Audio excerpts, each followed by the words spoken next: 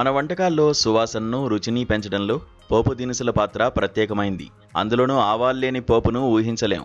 అయితే మార్కెట్కు వెళ్ళినప్పుడు చాలామంది నల్లావాలు, పసుపు ఆవాలను చూసి వీటిలో దేన్ని ఎప్పుడు వాడాలో తెలియక అయోమయానికి గురవుతుంటారు. పైకి రంగులో మాత్రమే తేడా ఉన్నట్లు కనిపించినప్పటికీ వీటి రుచి, ఘాటు, ఉపయోగించే విధానంలో చాలా వ్యత్యాసాలు ఉన్నాయి. నల్ల ఆవాలు. సాధారణంగా నల్ల ఆవాలు పరిమాణంలో చాలా చిన్నవిగా ఉంటాయి. కానీ వీటి ఘాటు, రుచి చాలా ఎక్కువ. వీటిని నూనెలో వేయించినప్పుడు వచ్చే సువాసన వంటకానికి ప్రత్యేక రుచిని ఇస్తుంది. దక్షిణ భారత వంటకాలైన సాంబార్, పప్పు, చట్నీలు, రకరకాల కూరల తాలింపుల్లో నల్ల ఆవాలను తప్పనిసరిగా వాడతారు. ఇవి జీర్ణశక్తిని పెంచడానికి, ఆకలిని కలిగించడానికి సహాయపడతాయి.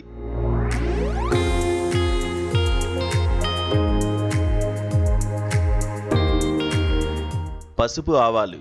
ఇవి నల్ల ఆవాల కంటే పరిమాణంలో కాస్త పెద్దవిగా పసుపు లేదా లేత గోధుమ రంగులో ఉంటాయి. వీటిలో ఘాటుదనం చాలా తక్కువ ఉండి స్వల్పంగా తీపి, వగరు రుచిని కలిగుంటాయి. ఈ పసుపు ఆవాలను ఎక్కువగా ఆవకాయ వంటి నిలవ పచ్చళ్ళు, మసాలా గ్రేవీలు, అంతర్జాతీయ వంటకాలైన మస్టర్డ్ సాస్, సలాడు డ్రెస్సింగ్స్లో వాడతారు.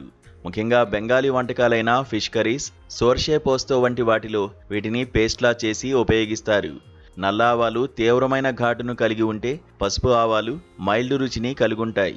సాంప్రదాయ తాలింపులకు నల్ల ఆవాలు, గ్రేవీలు, సాస్ల తయారీకి పసుపు ఆవాలు ఉత్తమం.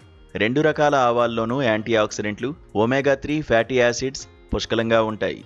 ఇవి గుండె ఆరోగ్యానికి, కీళ్ల నొప్పుల నివారణకు మేలు చేస్తాయి. వంటకం స్వభావం బట్టి సరైన ఆవాలను ఎంచుకోవడం వల్ల వంట మరింత రుచికరంగా మారుతుంది. ఘాటైన తాలింపు రుచి కావాలనుకుంటే నల్ల ఆవాలను, మృదువైన గ్రేవీ లేదా పచ్చళ్ళ కొరకు పసుపు ఆవాలను ఉపయోగించండి.